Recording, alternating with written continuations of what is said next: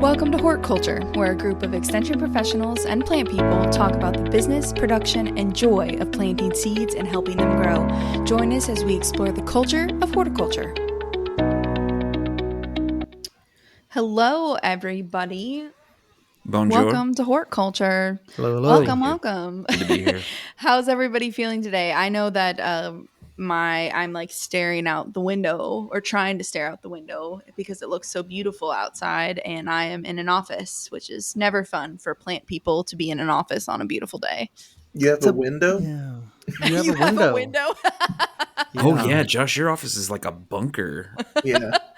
Josh, I'm with you. I'm Team Josh. I have no window, and they put me with no window because in the springtime I disappear. If it's nice and pretty out, I find a farm to go visit or land somewheres to walk across. So it's good that I don't have a window. I'm looking at the bright side. Nice. Alexis is over there flexing her window. Yeah, The it's sun nice is and shining bright. bright. It's 55 degrees outside. It is On your old it is a Kentucky pretty home. day in March here in Kentucky. Tis summer. Brett, how Well, you it's feeling? not summer. I feel all right. I'm always look forward to talking to you fine folks, and especially when we're talking about a topic where you all know so much more than I do, and so I get a chance to learn and ask my goofy questions. But I'm doing pretty good. Still have to wear glasses, so Still in that glasses train, huh? So. yeah, haven't figured out a way out yet. Just waiting for the bionic eyes.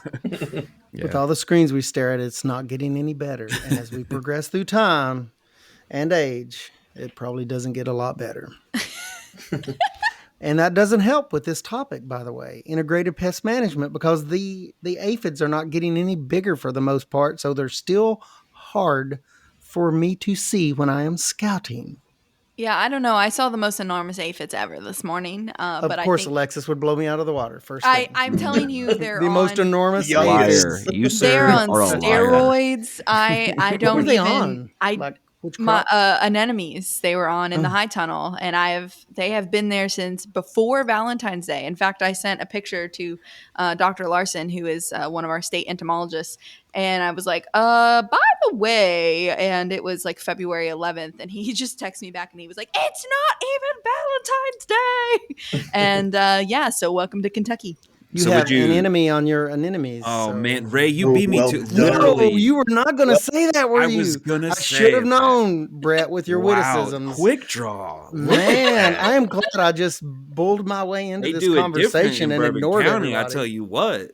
Man, we are I on like we are on that. the same vibe today. This sunshine has everybody Vibe check. on the same wavelength. Yes. I think. An Yeah. enemy of your anemones. Yes, Oh, that yes. is good. That The needs enemy to of be my a anemone is my topic someday. Dahlia? That may be the Frenemy? that may be the title of this. We don't know. That may be the title. Enemy of my enemy. is, Well, is my dahlia. is my no, stop that. Stop it. Yeah. It's not This is done. my You ladybug. started it. We're having fun. But what we are starting is a talk on integrated pest management, also known as IPM. If you have seen or heard of that before, it's what we're chatting about. Yeah, and we before we got started here today, we talked about that. It's not the individual concepts. Individual concepts in integrated pest management are not difficult in and of themselves, but defining them all together and talking about it in a comprehensive way is sometimes difficult because literally integrated, the first word, integrated pest management is a sort of an ecological or ecosystems approach to managing pests. And I'll give you kind of the number one theme up front, and it's this: whether you're a homeowner or a commercial producer, Organic almost- or conventional. yes, organic or conventional, is that organic and inorganic sprays, direct sprays in a IPM model, integrated pest management model, spraying for a pest, whether it be an inorganic or organic spray for pest control, is almost exclusively last on the list of management scenarios. It is the very last thing we think about is direct sprays to take care of a pest. But integrated on pest the list. management, it's everything. on the It's on the list. list. Yes, But it's it's just the absolutely last on because the it's one of the tools in the toolbox. And these we think of this as kind of linear, right? We're going to talk about things like the first thing you should do is find the pests. And, we're going to go through sort of that linear model. But sometimes those steps are all combined into one or two things. From personal experience, I can tell you. So sometimes you're not really skipping steps. You're just cramming them into one and you're taking those stairs two at a time. Mm. So, we do what we got to do, right, to get the product out. But there are some things that we can do ahead of time, and if you know what to be looking for. And when we say pests, also we're also talking about like fungus, bacteria, things like that. So this is a pest. This could be a mole problem or, a mouse problem. So think of it as anything that could cause problems, not just necessarily a bug, because that's usually what people think of when they think of a pest. That's a good point. So what's the big picture? Like, what's the point of doing this? So IPM is essentially a strategy to prevent and suppress these pests while having minimum impact on the environment, but also your pocketbook and the amount of time you have to spend. Because if I'm spraying organic or inorganic or whatever I'm doing, if I'm hand picking those insects off, if you want to do that, sometimes I have a rough day, and if there's a Colorado potato beetle out there, and you smash that with a rock, you will feel better. Okay, I'm just letting you know. But anyways, essentially, we're trying not to target. Rage in that voice. There was some emotion. If you needed, it's pretty outside, and I'm sitting in an office as a plant person, so I'm a little ragey today. But essentially, it's a strategy. Out to the potato beetles. Yes, watch out, and aphids. I like to smush aphids with my hands as well as Japanese beetles. You take pictures on social media of you squishing various insects, Alexis. Sometimes I wonder. Yeah. Listen, this is off topic, but I feel like it kind of is on topic. So when we get Japanese beetles, if you are in Kentucky, you've seen a Japanese beetle, or any of our surrounding states, you know what we're talking about here. The first Japanese beetle I find, I put it on a makeshift pike, aka I grab like a little pin of some kind, and William Wallace vibes. I put it on a pike, and then I tape it up on one of my little rows as a warning to the rest of those Japanese beetles to keep away. Unto ye. Like a scare beetle, not you a scare can also use this in an IPM strategy. Welcome to biological control. Fear is a tactic. Fear is a tactic. Yeah. So you were saying, so we want to prevent the pests or the pests and disease because they cut into how much good tasting food or pretty flowers or whatever it is that we get, and we want to think about the integrated techniques that aren't just spraying. Why do we not just immediately spray? What's the downside? If we use just one tactic for anything in life, if we overuse a tactic, what happens? It either we have escapees from that tactic that then creates a larger population of escapees, or the tactic, whatever that is, becomes ineffective. Which is related to the first statement. Yeah.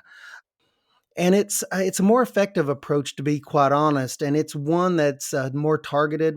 When I talk to master gardener groups and commercial growers, one of the very first statements I always make when talking about IPM, I said, listen, folks, and I also stress this to the organic growers as well.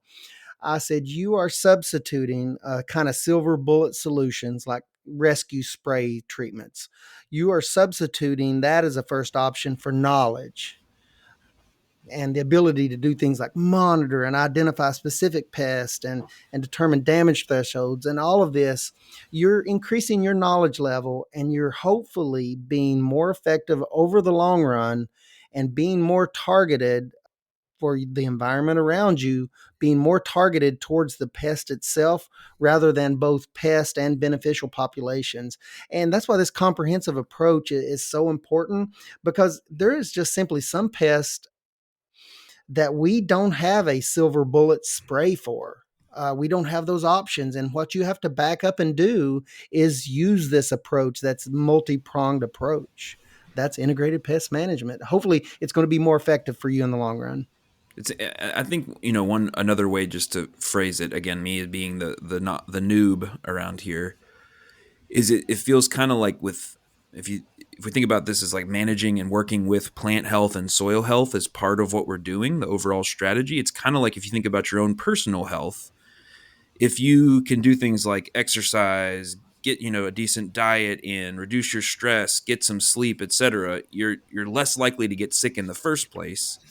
But if you do get sick, you can take medicine, as Right. opposed to not doing any of those things. Go into Josh's office with no windows, and we eat Just live just eat here. food that's not so great for you and makes you feel bad, and not get enough sleep, and not do all that. Well, you're going to get sick, and you're just going to say, well, I'm going to be sick all the time, so I'm going to rely on medicine, and maybe that medicine will get less effective over time, or maybe I just don't want to feel bad in the first place. It seems like a kind of a similar thing where it's no one's saying don't take the medicine, don't use the sprays, but there's a lot of things we can do along the way to maybe mitigate some of that risk and increase our chances of not getting sick or not having an issue in the first place. Yeah, Indeed. IPM can be not, I mean, we could almost apply it to anything of our life. The general concepts we're going to talk about today, not the specific concepts, problems, but it I could don't know. be I have aphids in integrated problem all. management. I mean, whatever, IPM, integrated approach. What's that, Alexis? I said I have aphids in all aspects of my life. Oh, are they big? That's a good jumping They're off. getting But you've bigger. already got us into the first point, Alexis. The backbone of any IPM program, and you've led us in very nicely today, is monitoring. And I start with that first. When I talk about an IPM program, I always start with monitoring because rescue treatments are never as good. If the problem gets big, rescue treatments are never as good as preventative treatments. And when we talk about preventative treatments, there's just more options out there. Our toolbox is more full of tools. But you were talking about aphids. Was it aphids that we were Hmm. talking about earlier? Yeah. And you were doing what when you were doing that? Why were you looking for them? Well, I'm checking on my crop. So you need to be out there inspecting your crop. So inspecting it for diseases, inspecting it for insect pressures, but also looking at the leaves. Is something weird happening? Are they curling? Is it something where they have frost damage? Are they looking a little yellow? Maybe you have some nutrient deficiency. So you should be consistently at least weekly, Hmm. and if you are growing to make some money, you need to be out there probably more often, and you most likely are already out there, but really start paying attention to what those things look like, and you'll start to notice that damage by any pests well before you need to necessarily do anything about them, and it's available, and you can start thinking about how you're going to react to these incoming pest pressures. And Yeah, just to monitoring, there's no substitute. Yeah. the briefest little side note here. As you're monitoring too, don't forget to soak up some of the joy and beauty of what's happening too. You don't have to just be looking for problems. You can also use that as an opportunity to be like, man, look how well this is doing. Like, look how good it's Now, Brett, responding to that thing that I Alexis is out did. there looking for stuff to squash and put on That's social media. that's right. Listen, That is that my is joy, what if though. that's That her brings me joy, joy. Brett? Don't I, take her we joy have kind of away. a her yin and yang bliss. type Yes, energy here. Brett and I are very Yes. Yeah. opposite, but together we make a But beautiful yeah, I do that being podcast. plugged into what's going on. I couldn't echo that more. Yeah. Yeah. And that's just the foundation. And what you have to do, I mean, is learn to probably, Alexis, is it fair to say that you need to kind of get good at knowing, first of all, what are the big problems with particular crops? If you're growing a tomato, Hmm. the potential issues are going to be different than if you're growing, a beet in the ground. It's going to have a different set of problems. But if you get good at knowing those top three issues, diseases and insects of those, and then scout for those Hmm. and start there, you're probably miles ahead. You're already well on your way to monitoring and maybe experiencing, Brett, some joy through that monitoring, that if you're doing a good job. Yeah, you don't But learn necessarily that. know how to look for everything. Like Ray said, if No. you can pick those top three, and we have some great publications on that, on scouting guides for different top crops. We have some of those if you're growing tomatoes, pumpkins, peppers. We have a few of them at UK, but or just ask a fellow farmer, somebody else who's been growing it for at least one season longer than you have. What did you see last year? And if you know to start looking for these, you're going to spot them a lot earlier and save yourself a lot of time, and get some joy out of it and all those things. Now, when you see the first aphid, Alexis or Brett, I know, and Josh, you guys are home gardeners and you've worked extensively in horticulture crops. All of you guys have. When you see that first aphid, do you go to the nuclear option? I mean, what's your threshold there? When you see one aphid, you may go nuclear. Maybe I shouldn't have asked you specifically, Don't ask Alexis. me about going Alexis may, nuclear. but I mean, we talk about the thing about integrated pest management is you've got to have a certain tolerance level, and you have to have an understanding of how many pest of whatever type or how much disease are you going to be able to tolerate before it affects you in some way. But that first aphid, are you just going to go nuclear and just nuke everything, or how does that work? Well, my first a question for a question, Tackett, is Back at me. what part of the crop are you selling? Mm-hmm. So Mm-hmm. if I am growing a carrot where I'm harvesting the root that is underground That's a and good I point. have an aphid or let's say a grasshopper because it's a munching pest, right? That is eating down my carrot top. And maybe it's late in the season, like I'm probably going to harvest any day now, but it's eating down the top of my carrot. Does that matter as much as if I have a root weevil in there eating the root of my carrot, What eating my is carrot? no, What Alexis? is no? She's lobbing those softballs Yeah. today. I like that one. That's a good point. I guess if you had something eating all of the top of the carrot, because that is the energy Mhm. factory. But once again, if you have a little bit of something, it doesn't necessarily mean you have to go all out on control. Right. And diseases are one of these things I think of more so than even insects. Let's say you see the weather forecast and you have a certain type of disease on a pepper, and you know that disease only flourishes when you have cloudy, high humid weather, but yet the weather coming up is going to be sunny and the humidity is going to drop. That's going to affect how you approach your spray schedule. Your interval may be on a certain type of management, maybe a 14-day interval management versus a 7-day interval management. But all of that comes back, it sort of relates back to that action threshold Yeah, I would and say that insect threshold. there, the answer, like to what you were saying earlier, what you were asking about earlier, Ray, is there with almost any pest, any disease, there is no such thing as a zero tolerance policy. In fact, sometimes those zero tolerance policies are part of what becomes responsible for things like resistance later on down the road. Yes. I have many times in my home garden, other contexts, where just managing a crop for a research project or something like that, found a small pocket of a certain pest or a small issue of disease, just pulled the diseased leaves, and it was more than enough to like kind of let things roll. Maybe adjust the amount of irrigation you're putting on it, maybe being aware of which parts of the field are having issues. But you could just squash the bugs. If you see a little pocket of aphids on one leaf, I'm going to go through and I'm going to squash every single one that I can. And then if I don't see them anywhere else, I'm definitely not going to go and just spray just to spray. And that absolutely worked because you did early monitoring. You were probably out there on a regular basis. And that's so true of a lot of different insects and disease pests that if you catch it early, you can sort of manage it on a local basis rather than wholesale spraying an entire area. And that's knowing your pest, being able to identify whatever that pest is and taking early action. That's one of the best ways to implement integrated pest management is just through that monitoring, knowing the thresholds, knowing how bad the disease could possibly get, the environmental conditions for that disease or insect. But yeah, that's a great example. I love it. Love it. You got on top of the problem early.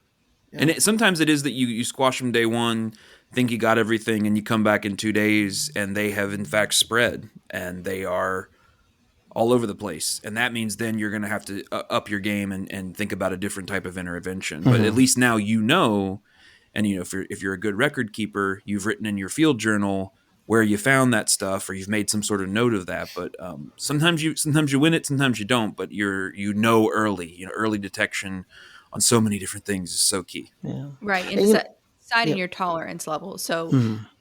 if you're growing a cut flower, that flower has to be perfect. So my tolerance level for an aphid is going to be a lot lower on a cut flower than it is on a tomato plant because that aphid is going to be on the leaves of my tomato plant. So I can harvest that tomato and nobody's going to know that I had aphids. Now, eventually, Mhm. yes, it gets to a certain point, but that's that tolerance level that we're talking about. deciding what you're willing to deal with.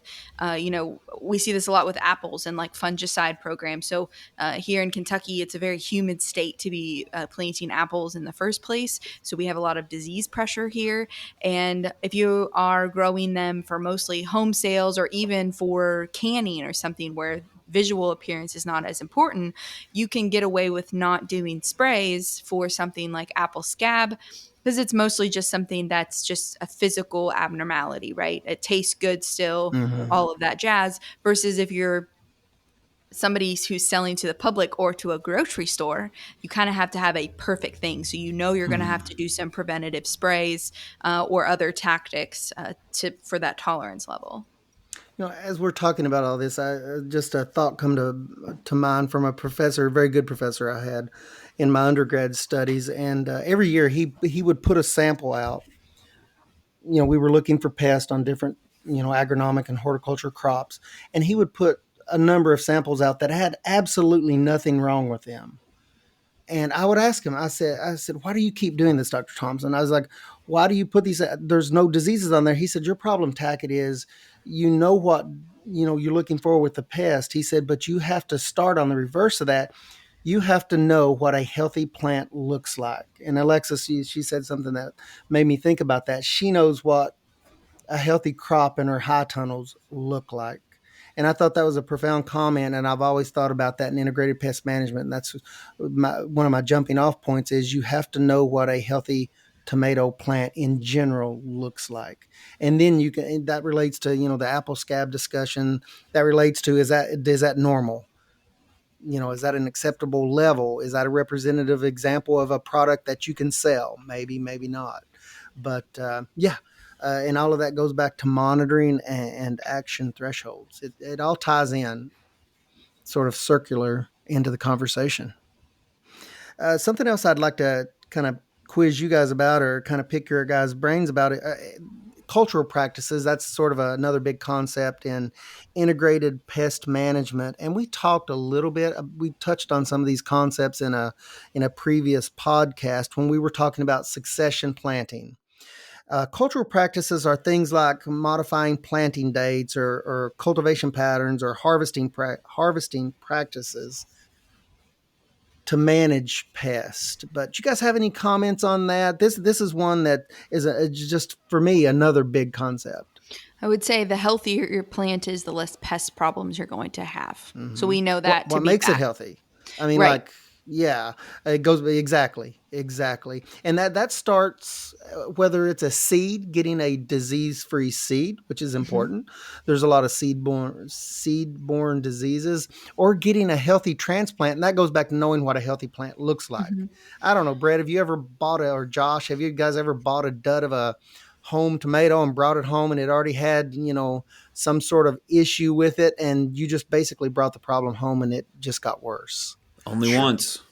Yeah. Only once, yeah. Once, shame on you, or shame on them. I forget how it goes, but yeah, if it happens more than once, you need to self-evaluate, I guess. But Stop sometimes going that there. does happen. I think one of the yeah. cultural practices or the suite of cultural practices is to have that related to the succession planning on our planting on our last episode is having some sense of like the quote unquote field history or the bed history. In other words, if you had tomatoes in that spot last year, don't put tomatoes back in that spot again this year. And we talk Love about it. crop rotation as a concept, and people will think about like the soil resting or alternating things that don't feed as heavily so that the nutrients can be built back up again. And that's certainly part of it.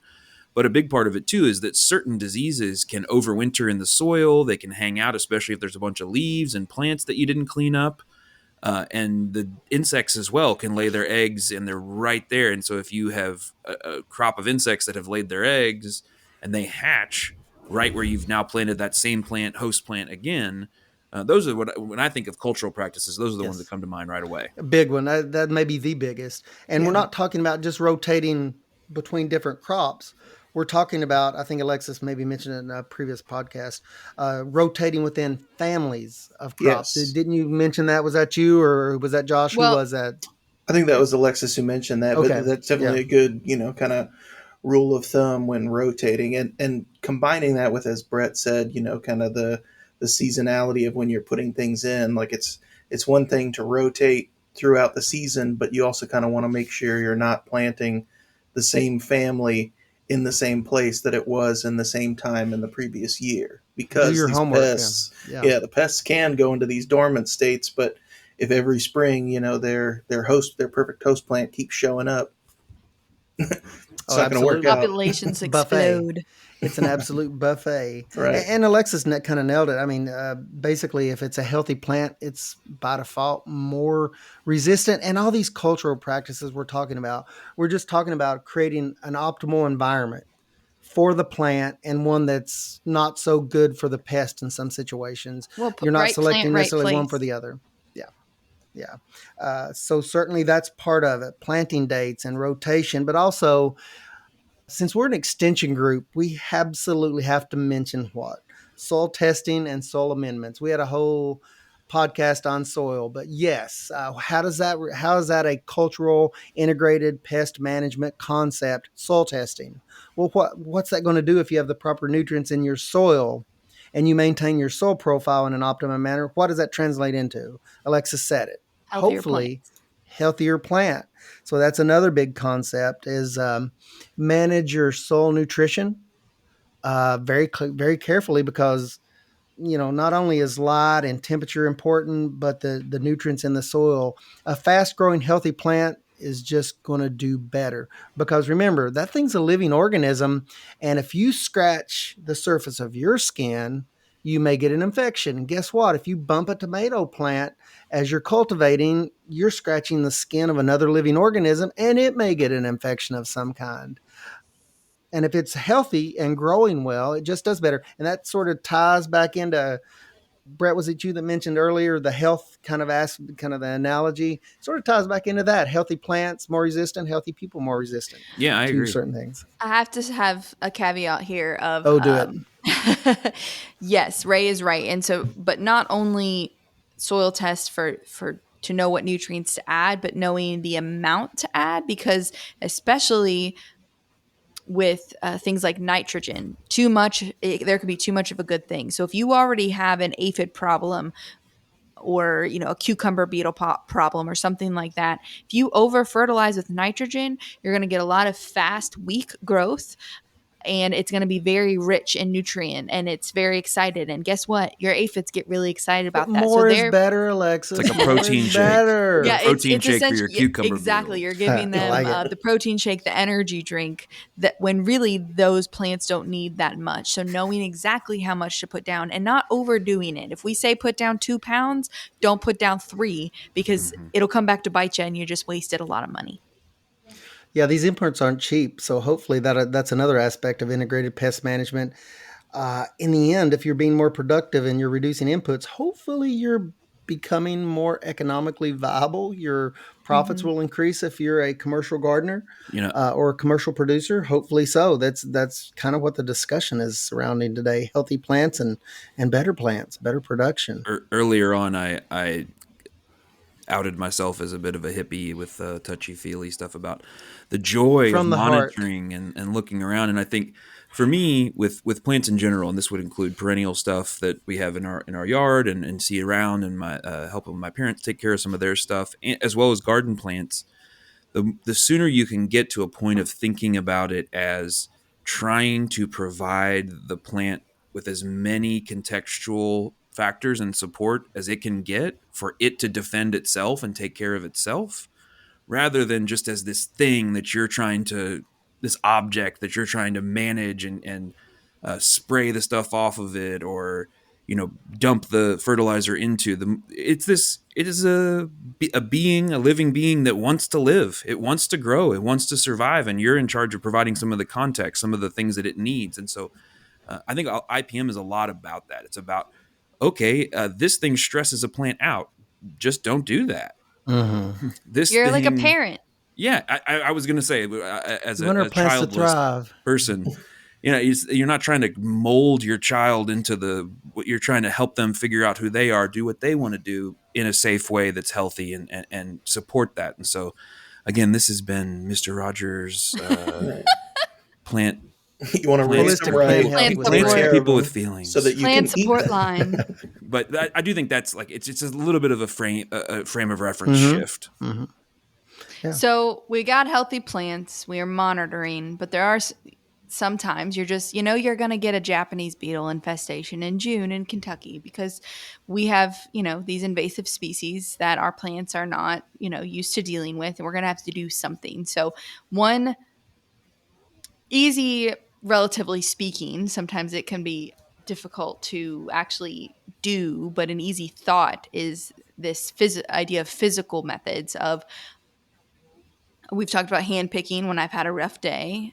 You go out and you squash some beetles, or you dump them into a bucket of soapy water or something like that. If you all were seeing us live, you would see all of the crazy hand movements that my co-stars here are making.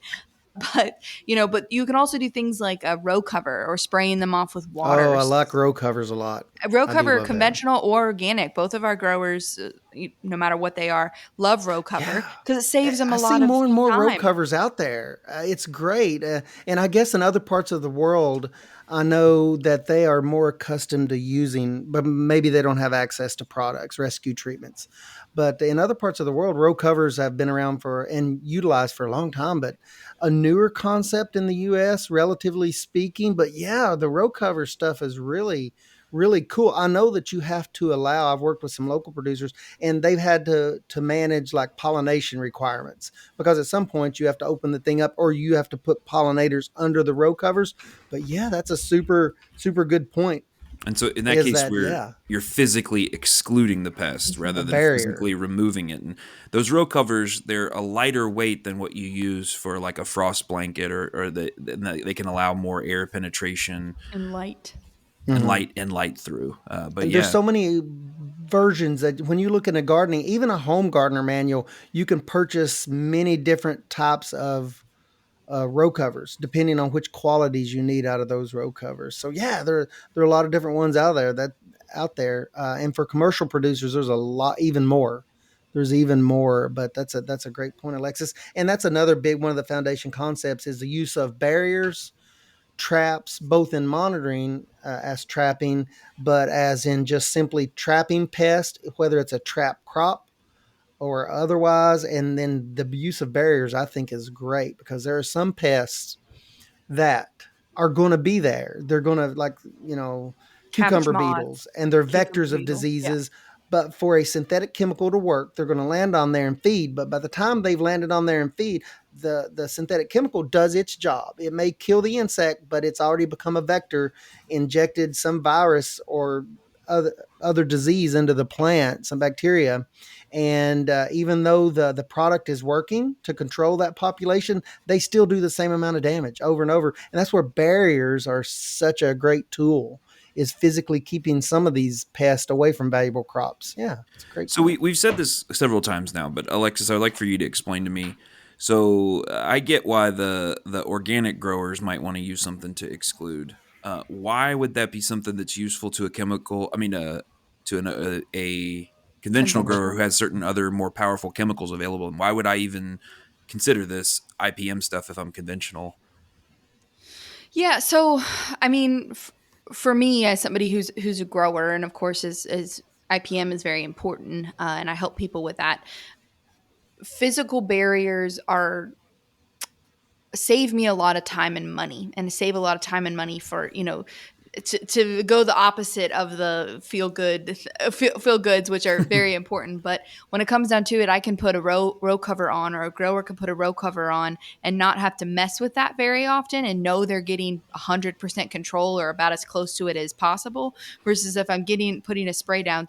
Sprays are expensive, right? And then the time it takes for you to pay somebody and hopefully pay yourself to mix that up, to put it down, you've got to have the right protective equipment on. You can't be doing it on a windy day. We need to be following the label. All of these things can really come into play with restricting when you can use that. And so, versus putting a row cover down, or something like diatomaceous earth, where, if you've got crawlers, so slugs, caterpillars, stuff like that, that are crawling onto your plants, you can put some diatomaceous earth down, and you're going to get pretty good control around those plants versus all the time and all the money spent to use these sprays. And so, we see a lot of our conventional growers doing these physical methods because it's easier and they can go do something else.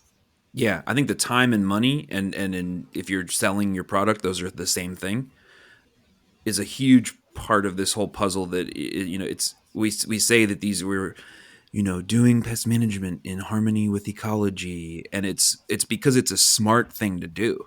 Time and It's money. not Yeah. just a feel good thing. I mean, there's feel good things about it, but yeah, you're not having to spend a bunch of money on sprays. You're not having to take the time to do it. You're not having to expose yourself to chemicals, and if you don't need to.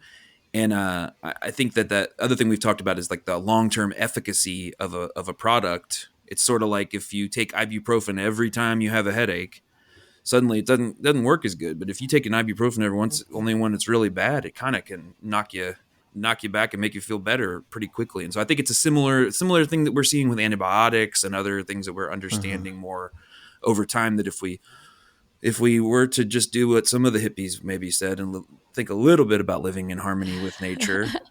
But It's great when we could do both, Brett. We can realize those economic gains while at the same time using the least impactful, most targeted solution. So I love it, to make an old TV reference. I know most people won't get it, but it's an A-Team reference. I love it when a plan comes together. I'm glad Absolutely. somebody's laughing. Yes. Dead air silence would have broken my heart there. I just want you guys to know that. If no one laughed, But we would have yes, had to Brett, pity I the like fool. those comments. I love your comments. Yeah, thank you all. Why not Thank do you. both? Why not be able to reconcile both, one with the other, while doing a good job being a producer? Yeah. Love it. Cool. Love So it. physical. What's the next one?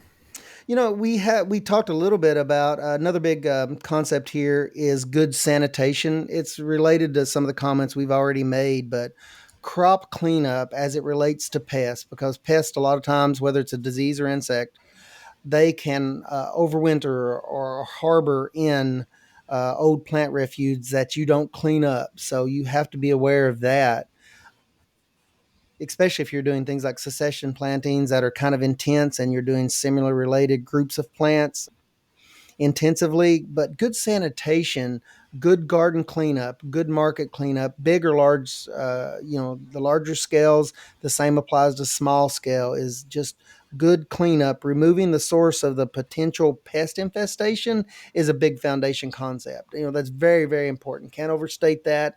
That is one thing. I don't know if you guys clean up your gardens, home gardens, at the end of the season. I do, because I don't want a lot of leaves hanging around that have potential diseases on them that's going to come back to get me. And commercial people that do a good job, they know that as well. But sanitation, that's another big one. And cleaning the tools, if you use tools that are involved in that as well. Oh yeah, a big one for homeowners. And we talk about things like early blight for fruit trees, sanitizing those, and so that you don't have the disease kind of hanging out on tools. The same goes for field implements, that if you're using cultivation equipment, sanitation, yes, is a concept in the field, but it's also on your equipment. It's just on your farm in general. And remember, this is integrated pest management, so we think about the whole farm as a living system. But yeah, tools as well as plants, materials, it all applies. Absolutely. Good sanitation overall. On an earlier podcast, I keep saying that, but how about resistant varieties as it kind of goes into integrated pest management? How does that kind of flow into this? It's also part of it, right? We see Right. that But most. Go ahead, Josh. I was just going to say, I mean, that's kind of one of the stronger arguments for integrated pest management, is because if you're what I was taught in my entomology class was that, if you're only using one form of control, you're basically selecting for resistance to that form of Yes. control. It's a great Whereas point. if you throw a couple of things at your problem, it's much harder, if not impossible, for that organism to react to both. Mm-hmm. Great point. Yeah, you're setting different traps. If Right. it doesn't trigger the first trap, it may fall into the next one. I know Alexis probably likes that because it's kind of violent towards the pest. Mhm. I mean, that probably appeals to you. But yeah, that's a great point. I love when you have stacked Right. kind of defenses. Kind of, if any of you guys play tower defense games, you stack your defenses. Well, that's kind of what you're doing in integrated pest management. You're stacking your defenses. Yeah, you make Speaking sure of to get those violence, survivors. Yeah, speaking of absolutely. violence, this leads me into biological controls, because Vicious they are lady often beetle. Very violent. Predatory lady beetles. There's a comic out there, and you all have probably seen it, but it's a mother and a daughter, and she sees these little ladybugs on a leaf, and she goes, "Oh, look at the cute ladybugs!" And then it zooms into the ladybugs, and they're grabbing these aphids, and they're like, "Roar!" And they're Yeah, munching biting them their down, heads and it's off. like really metal. Yeah. And that's my favorite because the insect world is violent. Oh yeah. It is. But Yes. you can use biological controls for insects primarily. You can use them for some diseases as well. There's a lot less available out there where essentially you're pitting a disease against another disease, and that's a little bit more difficult. But for insects especially, you Ooh. can give them other insects that will eat them or lay their eggs in them or destroy them in some way. But you can also use the fungus that will essentially infect these target insects. And what's beautiful about beneficial insects and biological controls is they're usually very specific. So we don't have Yeah. this concern about targeting other beneficials like the honeybee or praying mantis or other things like that. We're very being very specific about who we're targeting here. Guys, this sounds great, but you're commercial producers. You have a whole high tunnel or greenhouse full of beautiful flowers, and all of your best efforts and all of your greatest pool of knowledge has failed. What is your last best hope for the plant population? We've come towards the end of our discussion today, and we said that this was going to be our last option, which is pesticides, direct sprays of, or direct application of some product, either synthetic or organic, to control pests. And sometimes we get to that point that it is just the way the world works. If the pest pressure and the environment has worked against you, and you've used your best knowledge and application of that knowledge to control pests, and it still has not been enough, then you do have that final line of defense. Have any of you guys been pushed to that point, or are you guys so ecologically smart and such system thinkers of a magnitude that you have never been pushed to the brink to have to use like a direct application, a final nuke solution? No, I've sprayed. I'm asking you guys. I've done it. The holistic one in the group just admitted that he has had to make an application. Well, sometimes the weather works against you and you can Yes, it do all the does. It does. sanitation, you can do all of the scouting, but then it rains for 2 weeks straight and you can't get, Yes. biological control out there. You can't do these Mhm. things and they explode and the populations explode and breach those tolerance levels before you have an opportunity. And so you take those steps two at a time and sometimes you got to jump and Yes. then you can start kind of back fresh with doing your scouting, releasing beneficials if you want, and once your populations are under a level that you can control with some of these other ways. But yeah, again, I've got backpack sprayers. Let's go. Brap, brap. Yeah. Yeah, Yeah. Yeah. one thing I would add too, just briefly on the biological side, in addition to, so Alexis is literally talking, you can literally buy containers of wasps, containers of lady beetles, containers of all kinds of things, and release those. And there's lots of really interesting research been done about the efficacy of that, which in some cases is quite good.